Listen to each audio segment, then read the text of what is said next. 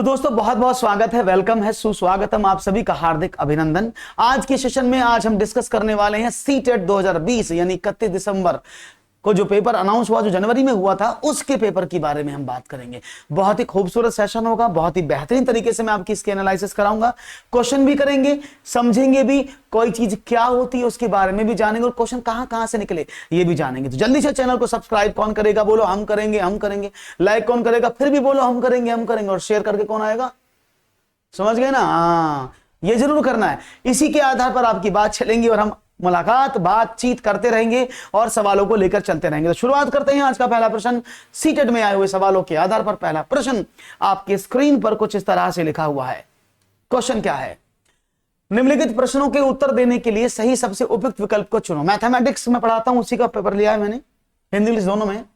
निम्नलिखित क्रियाकलापों में से किससे विद्यार्थियों में त्रिविम विवेचन, ये मैंने आपको बहुत बार पढ़ाया है, ये त्रिविम विवेचन मैंने आपको बहुत बार पढ़ाया हुआ है। दिक् स्थान की समझ विकसित होने की सर्वाधिक संभावना है। एक, आंकड़ों को निरूपित करने के लिए दंड आरेख खींचना, एक संख्या चार्ट में नमूनों को पहचानना, सुडोकू पहेली को हल करना, या चौपड़ आकृतियों को पहचानना। इनमें से त्रिविम विवेचन की बात कहां पर हो रही है ये आपको बताना है। तो देखते हैं आपका जवाब क्या मिलता है। याद रखिएगा, त्रिविम विवेचन की बात हो रही है। तो देखते हैं आपका जवाब क्या मिलता है। Option A B C D आपके सामने। A is absolutely right answer, आंकड़ों को निरूपित करने के लिए दंड आलेख खींचना। डी ऑप्शन सरिता ने कहा है। सब लोगों के आंसर कॉन्फ्लिक्ट हो रहे हैं, कोई ए बोले, कोई बोले ए, तो कोई बोले डी, कोई बोले कुछ तो कोई बोले कुछ। समझ में नहीं आ रहा है। जबरदस्त तरीके से सवाल आपके समक्ष है। उम्मीद करता हूं जल्दी से आप इस आंसर को करेंगे और मुझे उम्मीद है कि सवाल आपका बहुत अच्छे से भी होगा।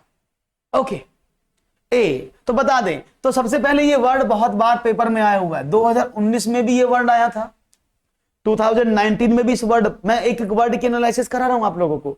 2019 में भी ये वर्ड यूज हुआ था, 2020 में भी ये वर्ड यूज हुआ था। इस वर्ड का पहले मीनिंग समझ लो। हम क्या सोचते हैं कि सर त्रिविम विवेचन का मतलब क्या है?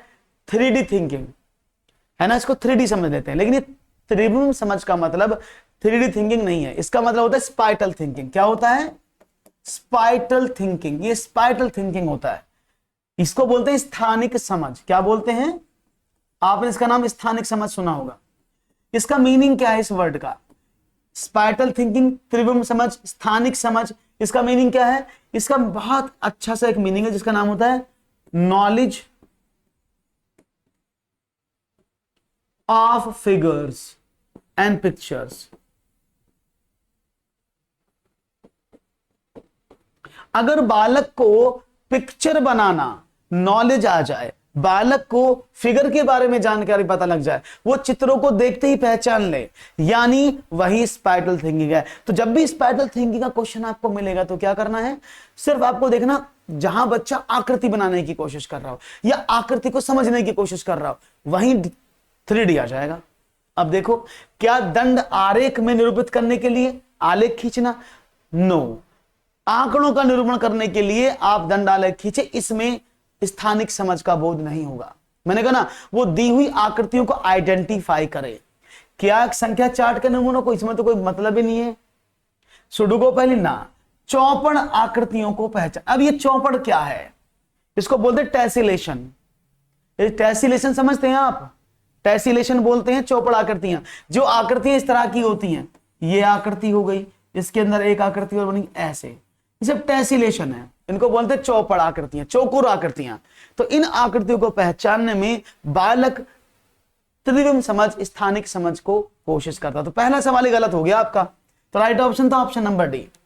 तो देखो, सवाल वही है लेकिन थोड़ा सा समझने की कोशिश करेंगे। एक और सवाल, ये बहुत अच्छा सवाल था, इसमें बहुत सारे बच्चों को मैं हर बार पढ़ाता हूं इन चीजों को, लेकिन बहुत सारे बच्चे जान ही नहीं पाए मीनिंग क्या है। चलो देखते हैं आप क्या जानते हैं इसके बारे में।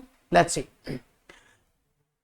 बच्चों को भिन्न की संकल्पना पढ़ाने के लिए निम्नलिखित में से क्या अत्यंत उपयुक्त है? इनमें से भिन्न पढ़ाना है, सबसे ज्यादा उपयुक्त कौन सा है? एक, क्विज़नियर्स छड़, गिनतारा, जियो बोर्ड या संख्या चार्ट। मेरा सही है सर, बहुत बढ़िया आकांक्षा, आपका सही है, बहुत अच्छी बात है। जवाब दीजिएगा जल्दी से। क्या मिल रहा है आपका जवाब? ए सब ए बता रहे हैं, क्या बात है। तो अच्छा, आपको इनके बारे में जानकारी है? ये 2020 में पेपर में आया, क्वेश्चन एयर छड़, ये सारे टूल्स हैं जिनसे आप चीजों को सीखते हैं और समझते हैं, है ना। तो क्वेश्चन एयर छड़, गिनतारा, जियो बोर्ड, संख्या चार्ट, इन सबको आप जानते हैं। चलो इनसे रूबरू करवा देते हैं पहले आपको, तभी समझ में आएंगी बातें। तो बच्चों को आपको भिन्न पढ़ानी है, फ्रैक्शन, उसकी बात करते हैं। तो इसका आंसर तो सही क्वेश्चन एयर छड़ है, जिन्होंने ए कहा है, that's is the right answer, that is question air छड़। दिखा देता हूं, मेरी स्क्रीन पर आप देख पा रहे होंगे, शायद आपको क्वेश्चन एयर छड़ दिख जाएंगे। इट्स विजिबल, देख पा रहे हैं आप? ये क्वेश्चन एयर छड़ का डायग्राम है। इसमें आप क्या देख पा रहे हैं? इसमें आप क्या देख पा रहे हैं? इस क्वेश्चन एयर छड़ का मतलब होता है कि ये पूरी पट्टी एक 10 नंबर में बटी हुई है, इसमें से आपने एक टुकड़ा तोड़ा और 9 यहां लिख दिया। तो इसका मतलब क्या है? 1 और 9 10 होते हैं ना, तो 10 में से 1, 10 में से 2 हिस्से ऐसे, 8 हिस्से ऐसे, 10 में से 3 हिस्से ऐसे, 7 हिस्से ग्रीन, 10 में से 4 ऐसे, 6 ऐसे, 5 ऐसे, 5 ऐसे, 6 4। तो ये सब क्या है? ये सभी चीजें शो करते क्वेश्चन एयर छड़। ओके, इसको क्वेश्चन एयर छड़ बोलते हैं। Is it clear? ये समझ में आया? पट्टी को तोड़ने वाली चीजों को ही क्वेश्चन एयर छड़ माना जाता है। ये बात समझ में? क्वेश्चन एयर छड़ देख ली कैसी होती है। इसके बाद बहुत सारे मेरे साथियों ने कहा था कि सर मुझे समझ में नहीं आ रहा गिनतारा क्या होता है। तो ये गिनतारा है आपके सामने। गिनतारे को हिंदी में गिनतारा, अंग्रेजी में अबेकस बोलते हैं, है ना। अबेकस आपके सामने दिख रहा है ना, दिस इज अबेकस। इसमें क्या होता है? इसमें रंग बिरंगी नीली पीली काली बॉल्स होती हैं, और ये देखो 1 2 3 4 5 6 7 8 9 10, और हर एक बॉल एक स्थान को डिनोट करती है। तो बालक के अंदर अगर आप प्लेस वैल्यू का कंसेप्ट डेवलप करना चाहते हैं, किसका? प्लेस वैल्यू का, तो आप बालक को प्लेस वैल्यू का समझाने के लिए या इनिशियली चीजों को जोड़ने घटाने को वेरीफाई करने के लिए आप इसका प्रयोग करते हैं। क्लियर है? बात समझ में आ गई? तीसरी बात करते हैं, यह है आपके सामने एक और हथियार जिसका नाम है जियो बोर्ड। आपके स्क्रीन पर दिख रहा होगा। ये जियो बोर्ड क्या है, इसको भी समझ लेते हैं, क्योंकि जियो बोर्ड समझना बहुत जरूरी है, ये पेपर में आने के चांसेस रहते हैं। तो ये जियो बोर्ड क्या है? हालांकि आप देख रहे होंगे यहां पर एक बोर्ड है आपके सामने, इसको एक लकड़ी का बोर्ड आप मान सकते हैं। इस लकड़ी के बोर्ड पर आप देखो, यहां पर ये कुछ इस तरह की आकृतियां बनी हैं, ये लकड़ी, और ये व्हाइट व्हाइट पॉइंट्स लगे, these are the dots, these are the all pins, है ना। ये ऑल पिन्स है सारी। तो ये ऑल पिन्स की मदद से आप, ये सभी इक्वल डिस्टेंस पे लगी होती हैं। तो बालक को नीचे पड़े रबड़ बैंड, व्हाइट रबड़ बैंड, ग्रे, येलो, रेड, जैसा भी रबड़ बैंड लें आप, तो बालक को आप इन पिन्स पर रबड़ बैंड की सहायता से ज्यामितीय आकृतियों की बनावट बताते हैं कि ज्यामितीय आकृति कैसे बनती हैं और कौन सी 2D। तो ये जियो बोर्ड जो है ज्यामितीय आकृतियों को समझाने का सबसे आसान और सबसे अच्छा तरीका है। और कौन सी आकृतियों को?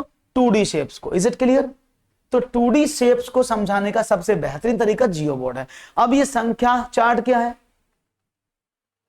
हाँ, आप क्वेश्चन के पहले दे देते हैं। अब ये संख्या चार्ट क्या है? 3 क्वेश्चन आपने सब चीज क्लियर हो गया ना डिटेल में। तो ये संख्या चार्ट का, इसको मैं समझा देता हूं। संख्या चार्ट क्या? नंबर चार्ट, यानी आपने एक नंबर का चार्ट बनाया और आपने गिनती लिख दी ऐसे जैसे आप बनाते हैं। इसको मैं ही बना देता हूं, लिया नहीं है मैंने, ये 1 2 3 ऐसी। तो ये 11 12 13 14 21 22 23 24। आप क्या देख रहे हैं? तो संख्या चार्ट क्या कहती है?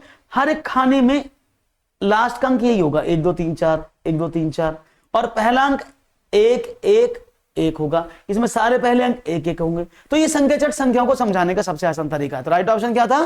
दैट इज क्वेश्चन एयर छड़, जो मैंने आपको बता दी। क्वेश्चन एयर छड़ ये होती है, अबेकस ये होता है, और जियो बोर्ड ये होता है।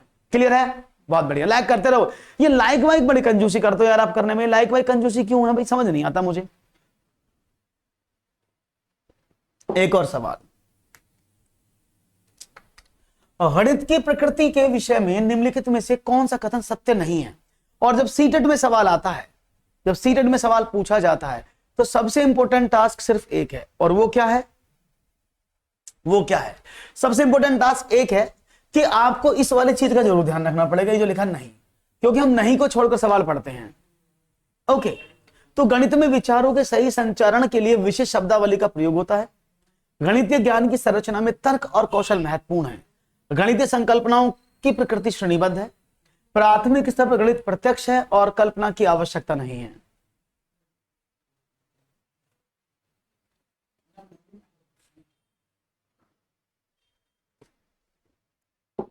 जवाब तेजी से बढ़ रहा है, बहुत बढ़िया।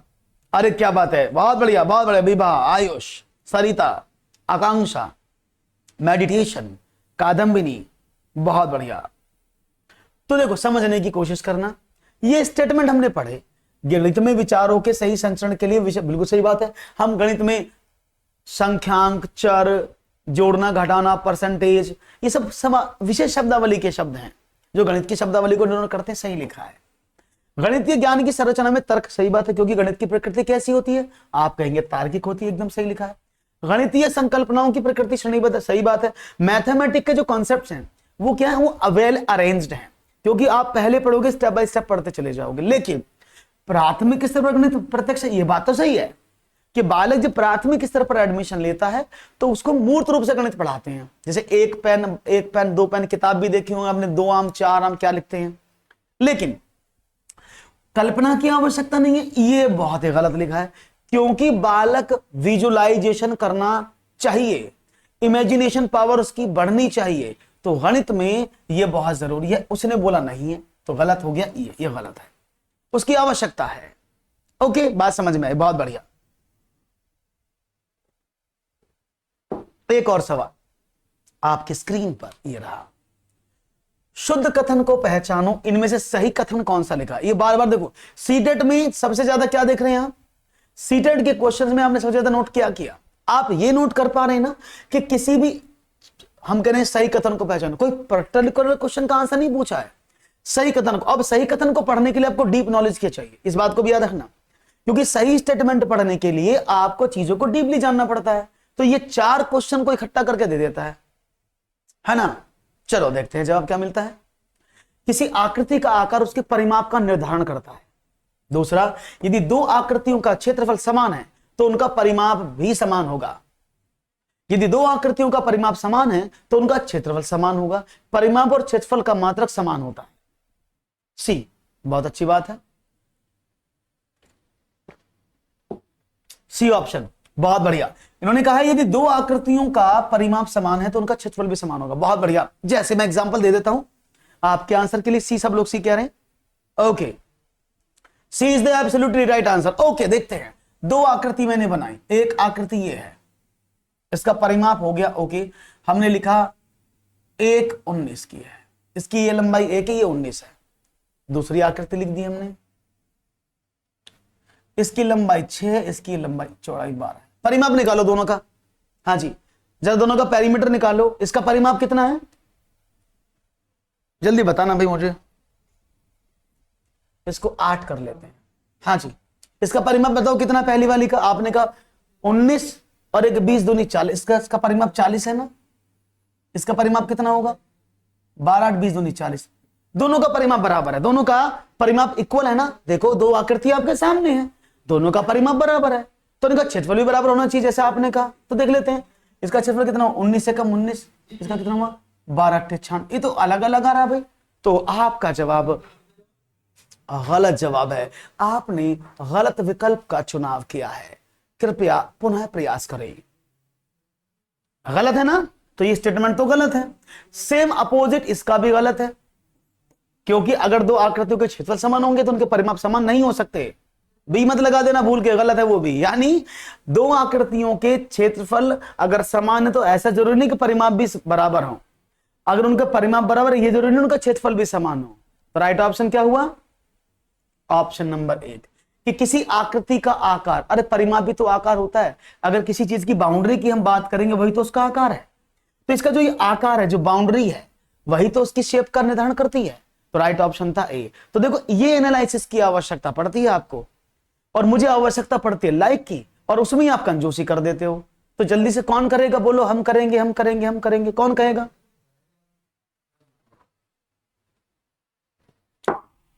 सही समझ में आ रहा है सबको, यस के नो, एक बार यही वाई लिख के बताओ जल्दी से। तो ऐसे सवाल में आपको डीप अंडरस्टैंडिंग की जरूरत पड़ती है। तो मैं बार बार बोल रहा हूं, ये सीटेट 2020 का पेपर 21 में और भी बढ़िया आएगा। तो आप चीजों को सिर्फ एमसीक्यूज पर डिपेंडेंट होकर ना पढ़ो, आप चीजों को डीप स्टडी के माध्यम से पढ़ो। Okay, very good. एक और सवाल, चलिए। निम्नलिखित कथनों में से किसमें संख्या 3 का प्रयोग क्रमसूचक भाव में हुआ है? क्रमसूचक। In which of the following statement is number 3 use in ordinal sense? In ordinal sense. A, इस डब्बे में 3 पेंसिल के कई समूह हैं। मैं इस इमारत की 3री मंजिल पर रहता हूं। इस घर में 3 कमरे हैं और प्रत्येक समूह में 3 टीम सदस्य हैं। आपका जवाब क्या होगा? There are several groups of there pencils in this box. I live on the 3rd floor of this building. There are 3 rooms in this house and there are 3 teams members in each group.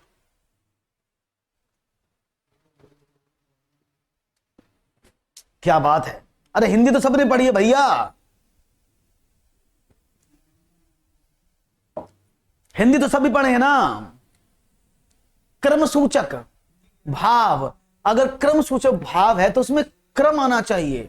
जैसे यहां लिखा है, ये 3 पेंसिलें गिनती है, 3 कमरे ये भी गिनती है, 3 आदमी ये भी है, लेकिन उसने बोला इस कमरे की 3री मंजिल पर, 3rd फ्लोर, तो ये क्रम है, 3रे वाले माले पर रहता हूं मैं।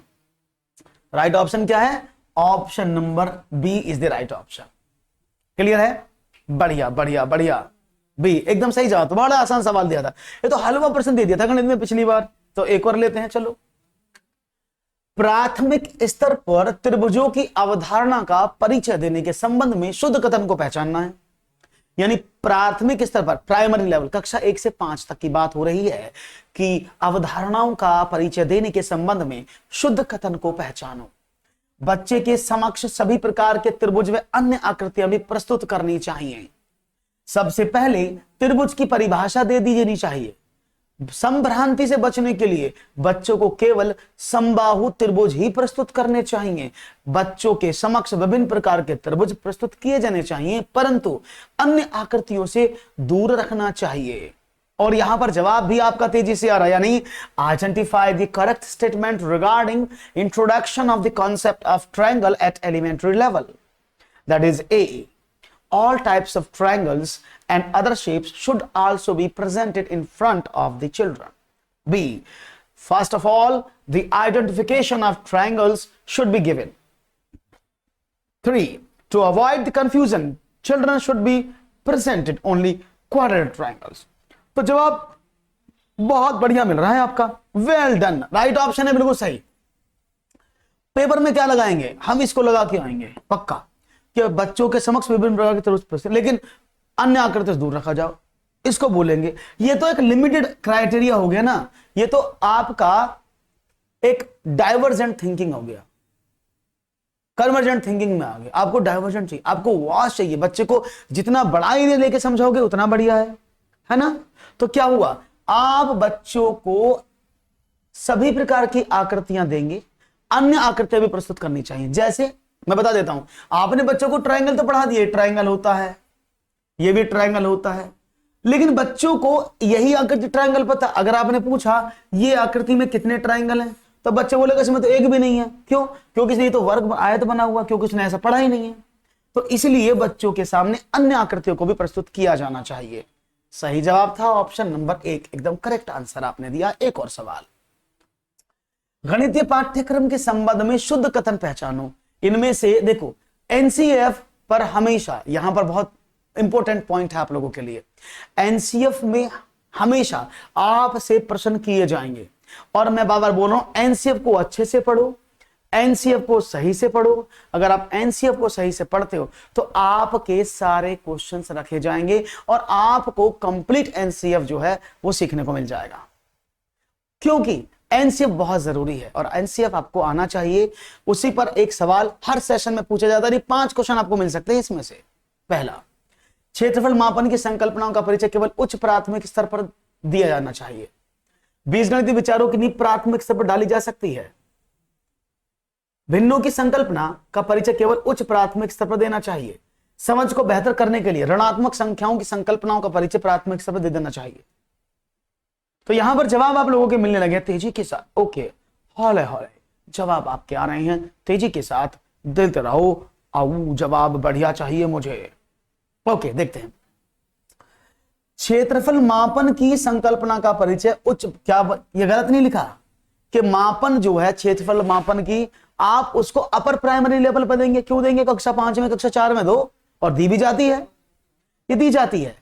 कक्षा 4 में बच्चों को बताया मापन और क्षेत्रफल के बारे में बात की जाती है, क्योंकि गुणा जब सिखाते तो हम क्षेत्रफल के बारे में सवाल उसको देते हैं, जो कक्षा 4-5 में हो जाता है। तो ये तो गलत लिखा है।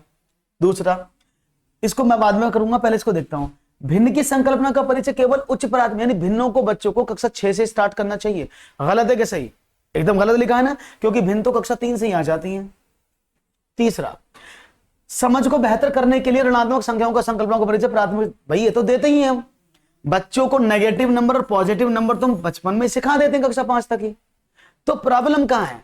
क्योंकि ये जो विचार रखा गया है, बीज गणितीय विचारों की नींव प्राथमिक स्तर पर डाली जा सकती है, ये बिल्कुल सही है। क्योंकि अभी तक हम बच्चों को अपर प्राइमरी लेवल पर ही बीजगणित पढ़ाते हैं, है ना, बीजगणित पढ़ाते हैं अपर प्राइमरी लेवल पर। तो हम इसकी नींव प्राथमिक कक्षाओं में रख सकते हैं, जिससे कि बच्चों को थोड़ी सी हेल्प मिल जाए और वो चीजों को समझ पाए। Is it clear? Done, very good. तो D is wrong answer, option number B is the right answer. एक और, 5 क्रमागत संख्याओं का योग 20 है। चलो कंटेंट भी आ जाए, यानी कंटेंट भी तो होना चाहिए, तो कंटेंट भी आपके सामने आ गया पेडागॉजी के साथ साथ, क्योंकि सीटेट में 15 नंबर कंटेंट, 15 नंबर पेडागॉजी होता है, 15 क्वेश्चन, यानी 50-50 होता है। आपको दोनों चीजें बहुत अच्छे से पढ़नी पड़ती हैं। पेडागॉजी का लेवल अच्छा होता है, क्वेश्चन का लेवल भी बहुत अच्छा आने लगा है आजकल। चलो तो देखते हैं, क्रमागत संख्याओं का योग 20 है। प्रथम 3 क्रमागत संख्याओं का योग क्या है, ये आपको बताना है। लेट्स सी, 12, 5, 9 या 11, इनमें से कौन सा जवाब आप देंगे? 5 क्रमागत संख्याओं का योग 20 है। प्रथम 3 क्रमागत संख्याओं का योग क्या है? देखते हैं, कितना आसान सवाल था। 2 तरीके से कर सकते हैं। उसने बोला 5 क्रमागत संख्याओं का योग 20 है, तो 5 लगातार संख्याएं जिनका योग 20 है, तो 5 संख्याओं का अगर योग 20 है,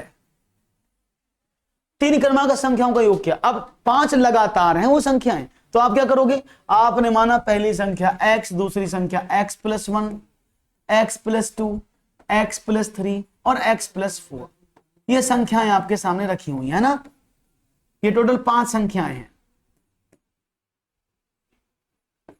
1, 2, 3, 4, 5। इन सबको अगर जोड़ दो तो 20 आना चाहिए, ये तो मतलब है, बेसिक तो यही कहता है। तो जोड़ें, 1, 2, 3, 4, 5, तो ये वो 5x प्लस 4, 3, 7, 2, 9 और 1, 10 बराबर 20। तो x बराबर कितना हुआ?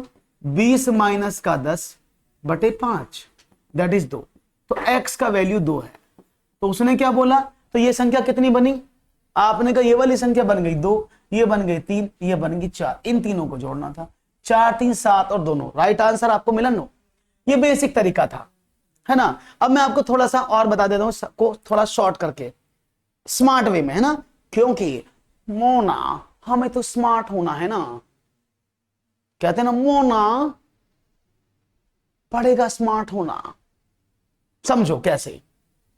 अभी आपने देखा कि 5 क्रमागत संख्याओं का योग 20 है, तो उनका एवरेज क्या होगा? क्योंकि लगातार संख्या है ना, तो उनका एवरेज क्या है?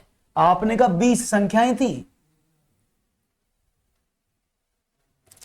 20 संख्याएं थी, सॉरी 20 योग था, टोटल संख्याएं 5 थी, तो उसका औसत कितना आया? 4। तो 4 उसका औसत आया। अब 4 उसका औसत है, ये तो आप सभी जानते हैं, क्योंकि 5 संख्याएं हैं, तो ये संख्या कैसी होती है? ऐसे 1, 2, 3, 4, 5। और जब नंबर ऑफ टर्म्स ऑड है और संख्या क्रमागत है, तो ये जो संख्या ना बीच वाली, ये हमेशा एवरेज होती है, हमेशा एवरेज होती है। तो एवरेज को बीच में चिपका दो 4, बस इससे आगे की 2 संख्या और पहले की 2 संख्या और लिख दो। आपने कहा 5, 6, आपने लिखा 2, 3, 2, वो इन तीनों को जोड़कर बोला, तो आपको कैलकुलेशन भी नहीं करनी पड़ेगी। समझ में आया? बहुत बढ़िया। तो 4, 3, 7 और 2, 9 इसका आंसर आया। तो आप इस क्वेश्चन को ऐसे कर सकते थे, स्मार्ट वे में। सबको क्लियर हो गया है? नहीं आया तो मेरी एवरेज की क्लास आप जरूर देखें, जिससे आपको पता लग जाए। आगे बढ़ते हैं, एक और सवाल देख लेते हैं फिर तो। चलिए शुरू करते हैं। एक विभाजन के प्रश्न में भाजक भागफल का 5 गुना है और शेषफल का दुगना है। यदि शेषफल 5 है तो संख्या क्या है? अच्छा क्वेश्चन था, प्यारा प्यारा मेरा न्यारा न्यारा प्रश्न आपके सामने। In a division problem the divisor of 5 time of the quotient and twice the remainder, if the remainder is 5 then what is the number? देखते हैं, समझते हैं सवाल को, अभी आपको क्लियर हो जाएगा। एक डिवीजन का क्वेश्चन है, भाग का, और मैं आपको यहां लिख के बता देता हूं। ये कुछ इस तरह से होते हैं, भाजक, भाज्य, भागफल और शेष, ये इस तरह से संख्याएं होती हैं। और जो भाज्य होता है वो क्या, मैं लिख देता हूं, जो भाज्य है जिसको आप डिवीजन डिविडेंड बोलते हैं, वो क्या होता है? Is equal division, that is भाजक मल्टीप्लाई बाय भागफल प्लस शेष। ये इसका फॉर्मूला होता है अगर आपको बीच वाली संख्या निकाल। क्लियर है? यहां तक तो समझ में आई? ओके, अब क्वेश्चन को पढ़ते हैं। सवाल में क्या कहा उसको जानते हैं। एक विभाजन के प्रश्न में भाजक भागफल का 5, मैं लिख देता हूं। भाजक क्या है? 5 गुना भागफल। पहली कंडीशन ये है। दूसरी कंडीशन क्या कहती है? और शेषफल का दुगुना है। तो भाजक क्या है?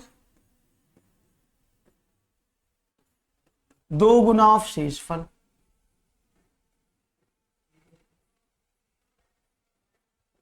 उसके उसने बोला यदि शेष 5 है, अब एक संख्या और दी थी शेष 5, अब समझते रहे ना, शेष बराबर 5, तो इस शेष को मैं यहां पुट करूं, भाजक निकल आएगा मेरा। इस 5 को मैंने यहां पुट कर दिया, तो मेरा भाजक क्या है देखते रहना यहां पर। तो भाजक क्या बना? आपने कहा शेष 5 2 गुना 5, दैट इज 10।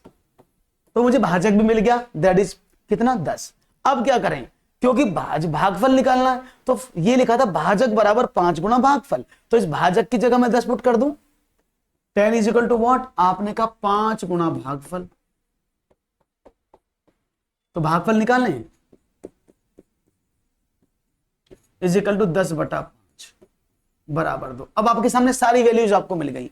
क्या क्या मिल गया आपको? क्या क्या मिल गया देखते हैं। आपको शेष पता लगा 5 है, आपको भाजक पता लगा 10 है, और आपको भागफल पता लगा 2 है। पुट कर दे सारी वैल्यूज को, उसमें कर दो। क्या हुआ? तो भाज्य बराबर निकालना था, तो करें। तो भाज्य बराबर क्या है? दैट इज भाजक कितना है? आपने कहा भाजक तो 10 है, ये देखा। भागफल 2 है, शेष 5 है, that is 25। This is the right answer. Option number 4 is the right answer.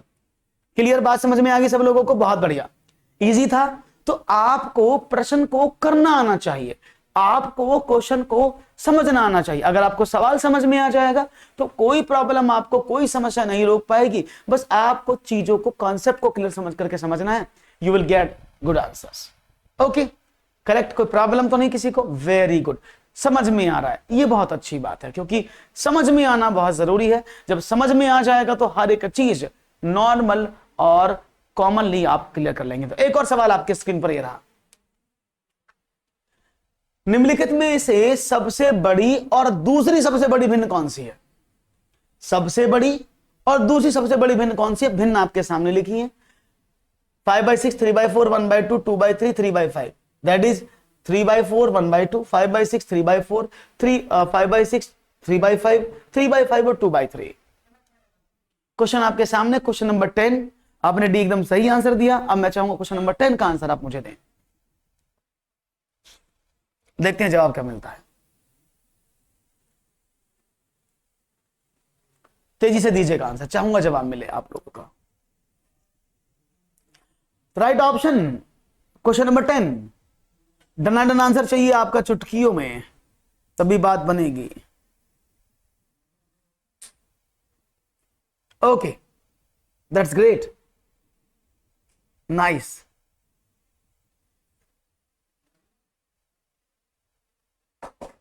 समझते हैं सवाल को। ये बात क्लियर होगी? सवाल मैं समझा देता हूं। देखो, अब इसमें 2 तरीके हैं, या तो आप डिवीजन मेथड से कर लो, और नहीं तो सिंपल मेरा तरीका है क्या, क्रॉस मल्टीप्लिकेशन का। तो मैं सबसे पहले सबसे बड़ी संख्या निकालता हूं। सबसे बड़ी संख्या कौन सी होगी देख लेते हैं। ये सवाल लिखा है ना, इसको थोड़ा बड़ा कर देता हूं जिससे कि आपको समझ में आ जाए। 5/6, थोड़ा जूम जो कर लेता हूं मैं, बड़ा क्यों करूं,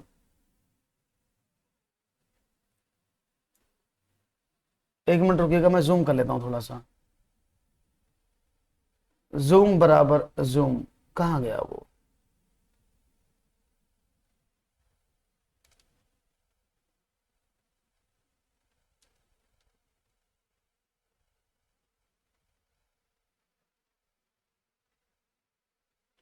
जूम तो हो जाता था, अब नहीं हो रहा है। ओके, मैं भी नहीं हो रहा है, चलो कोई बात नहीं, मैं लिख ही देता हूं। 5/6, 3/4, 1/2, 2/3 और 3/5। सबसे बड़ी भिन्न ढूंढनी है मुझे, तो मैंने क्या काम किया, देखो मैं क्रॉस मल्टीप्लाई करता हूं ऐसे, 4/5 20 और 6 18, 20 और 18 में 20 बड़ा है, तो मैंने 20 को पकड़ लिया, आगे वाले से कंपैरिजन किया। 5 दूनी 10 और 6 एकम 6, अभी भी 10 बड़ा है, 6 छोटा है, अभी भी ये भिन्न बड़ी है। आगे करें, 5 तिया 15 और 6 तिया 18, 5 तिया 15, 6 तिया 18, 15 छोटा 18 बड़ा, तो ये बड़ी हो गई ये भिन्न। अब इसका आगे वाले से कंपैरिजन करें, 5 दूनी 10 और 3 तिया 9, 2/3 सबसे बड़ी भिन्न हो गई, सबसे बड़ी भिन्न 2/3 है ना। तो सबसे बड़ी भिन्न आपके सामने आई, समझ में आया कि नहीं आया, मैं दोबारा बता देता हूं, अगर आपको प्रॉब्लम फिर समझ लो, जैसे मैंने बताया दोबारा समझ लो। क्वेश्चन है 5/6, 3/4, 1/2, 2/3 और 5/6। ये समझ में आ रहा है मैं कैसे कर रहा हूं, दोबारा देख लेना।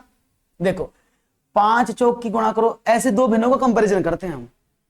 ओके, तो 5 चौके 20, इसका मतलब 20 हुआ, 6 तिया 18, इन दोनों में कौन सा बड़ा है, 20 के 18, आपने कहा सर 20 बड़ा है, तो ये भिन्न मेरे मतलब की नहीं है, इस मतलब को मैं बाद में देखूंगा इसका मीनिंग क्या है। अब मैं इसको आगे वाले से कंपैरिजन करता हूं, देखो 5 दूनी 10 और 6 एकम 6, 10 बड़ा, इसके नीचे 6 छोटा, तो इसको छोड़ दो, बड़ी लेनी है मुझे।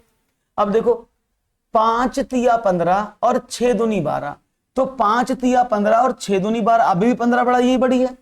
आगे देखें, 5 छंग 30 और 6 पंजे 30, ओह 3/5 है, मैंने दोबारा क्यों लिख दिया,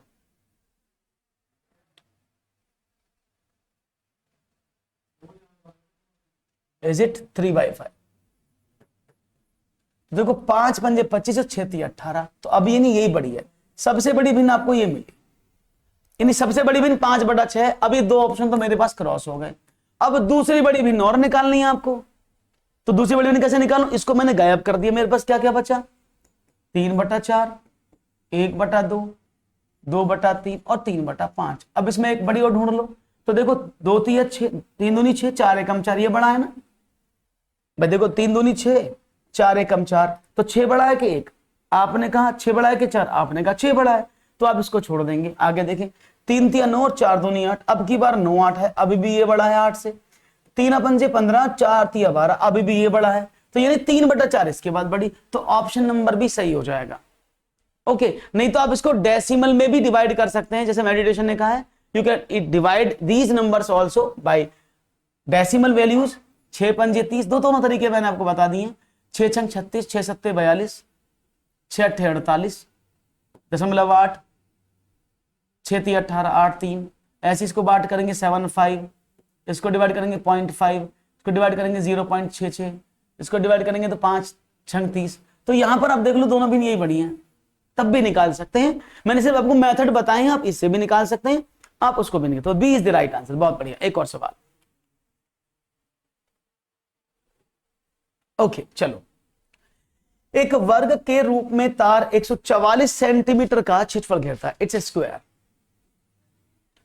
एक वर्ग के रूप में तार 144 सेंटीमीटर स्क्वायर का क्षेत्रफल घेरती है, यदि इसी तार को एक आयत के रूप में मोड़ा जाए जिसकी लंबाई 16 सेंटीमीटर है, तो कितना क्षेत्रफल घेरा जाएगा।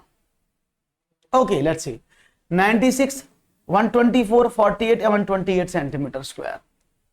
तो देखते हैं आपका जवाब क्या है। हाँ, एलसीएम से भी कर सकते हो आयुष, लेकिन वो एलसीएम वाला और बड़ा तरीका होता है, मुझे तो एलसीएम पसंद नहीं है इन भिन्नों में। तो भैया लाइक वाइक बढ़ाओ आगे, और दोस्तों शेयर भी करो, सेशन को मजेदारी तभी आएगी। ओके, एक वर्ग के रूप में तार है जो 144 सेंटीमीटर स्क्वायर का एरिया घेरता है। देखते हैं, ये एक वर्ग है, आप भी आंसर करते रहो, मैं सॉल्व करता रहूंगा इधर।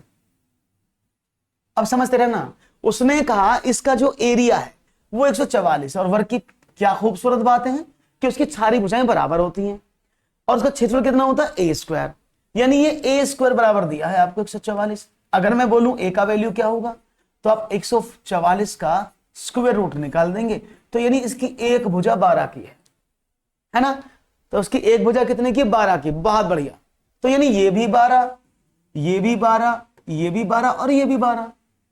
उसने बोला यदि इसी तार को आयत के रूप में मोड़े, अब देखते रहना, अब इस टोटल वायर की अगर मैं इसको आयत के रूप में मोड़ूं तो मतलब इसका वर्ग किससे बना, इस तार से, तो तार की बाउंड्री तो बदली जाएगी क्योंकि तार की बाउंड्री निर्धारण करेगी उसकी क्षेत्र एरिया कितना वो घेरती है, कितने को कवर करती है।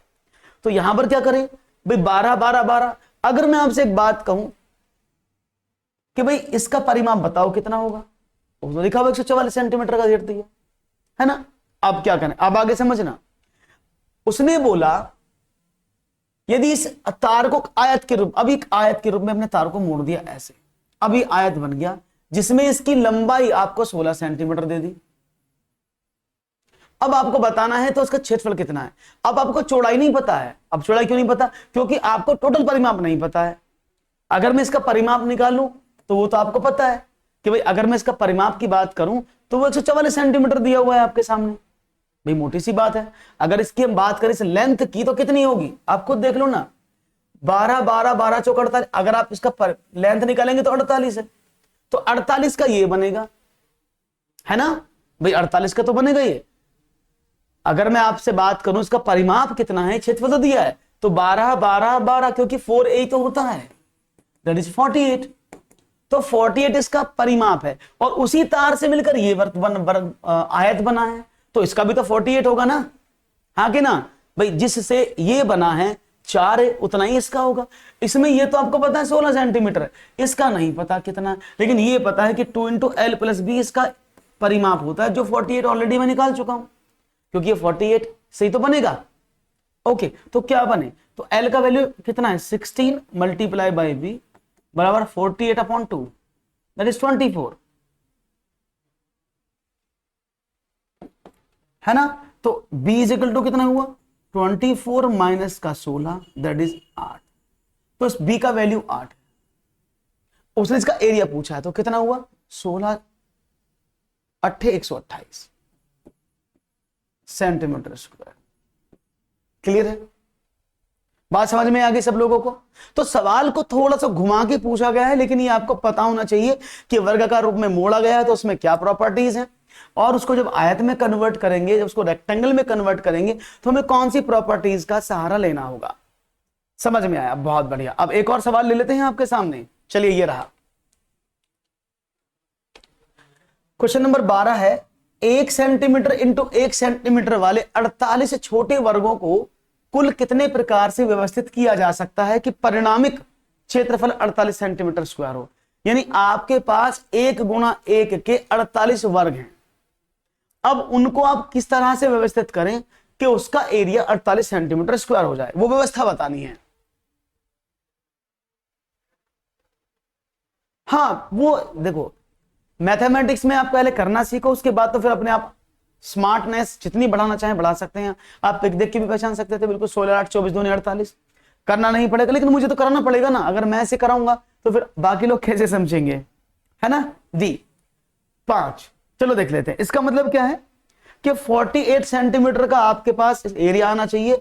अब 1 × 1 सेंटीमीटर का आपका एक वर्ग है, यानी उस वर्ग का क्षेत्रफल भी तो 1 सेंटीमीटर स्क्वायर ही हुआ, है ना। तो यानी 48 को आप कितने क्रम में तोड़ सकते हैं जिससे कि दोनों की गुणाओं के 48 आ जाए, यही तो मतलब है। चलो देखते हैं, 48 यहां पर है, तो 48 में कितने कितने वर्ग लगाए आपने इसका एरिया निकालने के लिए 48 बन जाए। तो उसने कहा कि हम अरेंजमेंट करेंगे पहला वाला 1 और 48 का, एक वर्ग ऐसे और बाकी 48 है, एक सीधे लगा दी 1 × 48 में 48 सेंटीमीटर आ जाएगा ना आंसर। 2 × 24 भी लगा सकते हैं, 2 ऐसे लगाए 1 2 ऐसे करके 1 2 और ऐसे ऐसे 24 कर दिया आगे को, तो ये भी तो अरेंजमेंट 48 सेंटीमीटर स्क्वायर देगा। 3 और 16 भी कर सकते हैं आप, अब 3 लगा दो ऐसे और 16 ऐसे वर्ग लगा दो, है ना। आप 4 और 12 भी लगा सकते हैं, 12 चौक 48, है ना। ओके, उसके बाद करें, अब देखो 6 और 8 भी तो 6 8 48। अब इसको मैं ऐसे क्यों कर रहा हूं, क्योंकि इधर से मैं हाई वैल्यू लो वैल्यू ले रहा हूं तो इधर से हाई मिल रही है, तो इधर से मेरा बढ़ता जा रहा है, उधर से कम होता है, बाद में जाके आपस में मिल जाएंगे, आपको कोई भी रंग ढूंढना पड़ेगा। तो कितने लेवल हैं, दैट इज 1 2 3 4 5। तो आप टोटल 5 अरेंजमेंट कर सकते हैं इस तरह के, जिससे उन वर्गों को व्यवस्थित किया जाए, जिससे कि हर बार एरिया 48 सेंटीमीटर स्क्वायर आए। अभी क्लियर है बात, समझ में आई मैंने क्या बोला, शायद आपको समझ में आ गया होगा कि इसको हम कैसे करेंगे। और ये मैंने आपको बताया भी है, आप ऐसे भी कर सकते हैं कि 48 के कुल कितने धनात्मक गुणनखंड हैं। ये सवाल मैंने बहुत बार कराया है कि 48 यानी 48 के कुल धनात्मक गुणनखंडों का योग बताओ, है ना। कर सकते हैं ना, very nice. Okay, so let's move to the next question, let's see what will be the next question. विद्यालय की सभा में एक कक्षा के विद्यार्थी एक पंक्ति में खड़े हैं, दोनों सिरों से रूही का स्थान 19वां है, उस कक्षा में कुल कितने छात्र उपस्थित। अब देखो यहां पर यह सवाल रीजनिंग का है, यह क्या है, क्रम व्यवस्था, बैठक व्यवस्था, ये क्रम व्यवस्था सिटिंग अरेंजमेंट का सवाल है, जबकि किस में आता है, ये आता है रीजनिंग में। लेकिन क्वेश्चन आपके सामने यहां लिखा है, क्योंकि मैथमेटिकल रीजनिंग भी बहुत ज्यादा इंपॉर्टेंट करती है, जो आपकी मैपिंग को डेवलप करती है। तो ये मैपिंग से रिलेटेड सवाल है, रीजनिंग का सवाल है, सीटेट में आया है, तो यू हैव टू डू, हमें इस तरह के क्वेश्चन पर भी ध्यान देना होगा, है ना। चलो देखते हैं सवाल क्या था। विद्यालय की सभा में एक लड़की है रूही, जिसका 19, अब ऐसे तो बहुत मुश्किल, ऐसे देखते हैं 1 2 3 4 5 6 7 8 9 10 11 12 13 14 15 16 17 18 19, इधर से 19, इधर से भी 19 था, इधर से क्यों नहीं, तो क्या होगा 19 18 17 16 15 14 13 12 11 10 9 8 7 6 5 4 3 2 1। अब टोटल बच्चे गिन दो, तो ये तो बड़ा मुश्किल टास्क है ना, ये तो बड़ा मुश्किल टास्क। ऐसे अगर वो ज्यादा दे दे तो मैं कहां तक गिनता, तो इसका मतलब क्या है, इसका मतलब ऐसे नहीं है, इसका मतलब क्या है, इधर से उसका स्थान कितना है, दैट इज m, उधर से उसका स्थान कितना है, दैट इज n।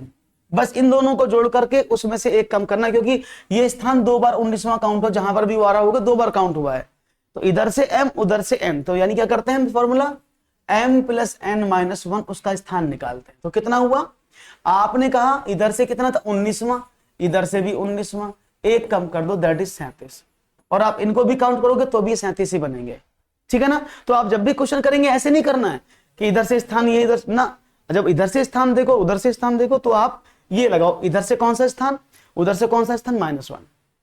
क्लियर है, अगर एक बालक के बारे में बात करें, बहुत बढ़िया, दैट इज 37, 36 क्यों होगा,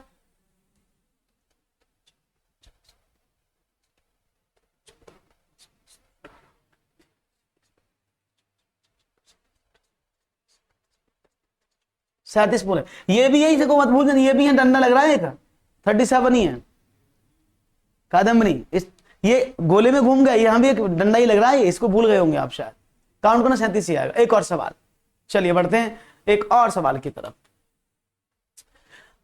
अस्मिता विद्यालय की गोष्ठी में 8:30 AM से 15 मिनट पहले पहुंची। एक और चीज नोट करो, यानी समय से संबंधित सवाल आपसे जरूर पूछा जाएगा, ये टाइम वाला सवाल है, तो आपको टाइम बेस्ड क्वेश्चंस भी आने चाहिए। हर बार अपनी एनालिसिस को मजबूत करते चलो, जिससे कि आपको भविष्य में सवालों को करने में प्रॉब्लम ना हो। अस्मिता विद्यालय की गोष्ठी में 8:30 AM से 15 मिनट पहले पहुंची। वह अपने सहकर्मी से आधा घंटा पहले पहुंची, जो कि गोष्ठी के लिए 40 मिनट देरी से पहुंचा। गोष्ठी का निर्धारित समय क्या था, okay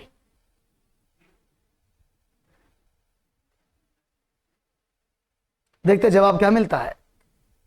A, okay let's see, देख लेते हैं। ये अस्मिता है, समझते रहना,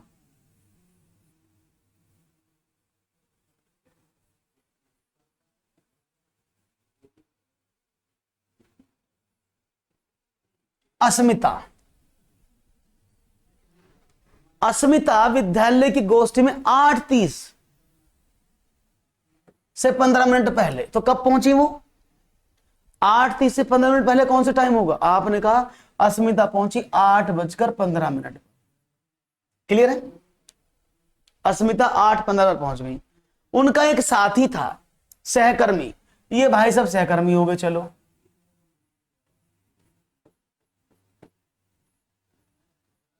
ये उनके सहकर्मी थे। इनके बारे में क्या हुआ? आधा घंटे पहले पहुंची, वह अपने सहकर्मी से आधा घंटा पहले, यानी ये जो सहकर्मी है इनसे ही आधा घंटा पहले पहुंच गई। तो ये सहकर्मी तो आधा घंटा बाद पहुंचे होंगे। तो सहकर्मी कब पहुंचे? 8:45 पर। अब समझते रहे ना, ये 8:15 पर पहुंची, वो 8:45 पर पहुंचे भाई साहब। उसने कहा जो कि यानी ये जो व्यक्ति है, जो सहकर्मी है, वो 40 मिनट देरी से पहुंचा गोष्ठी के टाइम से। तो 8:45 पर पहुंचा, ये 40 मिनट लेट था। इसका मतलब क्या हुआ? आपने कहा 8:45 पर तो पहुंचा है, 40 मिनट लेट था। तो गोष्ठी कब शुरू हुई? 8 बजे। गोष्ठी means meeting, okay, seminar, that is 8:05। तो उस सेमिनार का स्टार्ट होने का टाइम कितना था? 8:05। आसान सवाल था, थोड़ा सा बस घूम घूम के समझना था, जो आपने आसानी से समझ लिया। Well done, very good. एक और सवाल आपकी स्क्रीन पर, ओके। चलिए, विभिन्न स्टेशनरी लेखन सामग्री वस्तुओं की दर नीचे दी गई हैं। क्रेयॉन का एक पैकेट 15 रुपए 50 पैसे, पेंसिलों का एक पैकेट 14 रुपए, स्केच पेन का एक पैकेट 22 रुपए 50 पैसा, एक कैंची 17 रुपए की, एक रबड़ 2 रुपए की, चमकीले कागज की एक परत शीट 2.5 रुपए की, सजावटी स्टिकर का एक पैक 5 रुपए का। अब सोहेल ने एक पैकेट, अब सोहेल ने क्या क्या खरीदा देखते रहना। मैं यहां लिख रहा हूं, इधर क्वांटिटी, यहां लिखा अमाउंट, ये टोटल, ठीक है ना।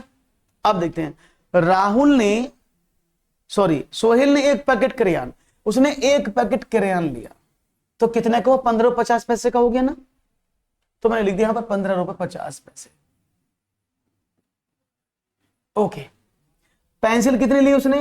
ये काट दो, 2 पैकेट पेंसिल के लिए, पैकेट के पेंसिल के पैकेट 2, तो कितने के हो गए? 14 रुपए का एक पैकेट था, 14 दूनी 28। ओके, मैं हट जाता हूं अभी, ओके, पहले आप कर लो, ठीक है ना। तीसरी बात करते हैं, यहां पर आया फिर एक packet sketch pen, sketch pen का एक पैकेट कितने का था? 22 रुपए 50 पैसे का। तो यानी मैं इधर से लिख देता हूं, अभी दिख रहा है, इधर से विजुअल है, अभी सबको दिख रहा है ना, मैं इधर से लिख देता हूं। स्केच पेन का एक पैकेट कितने का था? 22 रुपए। उसने एक पैकेट स्केच लिया, तो यानी एक पैकेट ये हो गया, तो कितना हुआ? 22 रुपए 50 पैसे।